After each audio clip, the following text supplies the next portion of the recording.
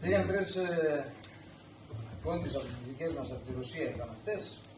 Δεν ξέρουν και καλά ελληνικά. Μπαίνουν σε ένα φαρμακείο μέσα και οι 3 κόσμος εκεί τώρα με τον κορονοϊό αυτά, χαμούς. Φωνάζουν από μακριά «Φαρμακοπηγέ! Φαρμακοπηγέ!» Παρακαλώ, ναι.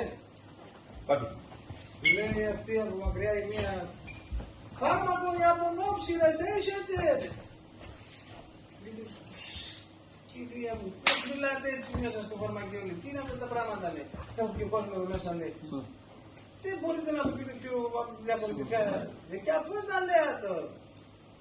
Λέει, άλλη φορά να έρθετε, πέστε μου, φάρμακο για φθήρες έχετε.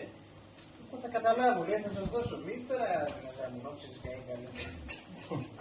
Α, λέει καλά, λέει τώρα φύγετε, έχω κόσμο, δεν μπορώ να σας συντηρητήσουν, ελάτε αύριο.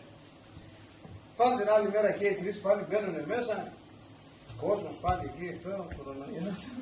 Κάτι τεστ, από μακριά. Τώρα, κυρία, φάρμακοπηγέ, φάρμακοπηγέ.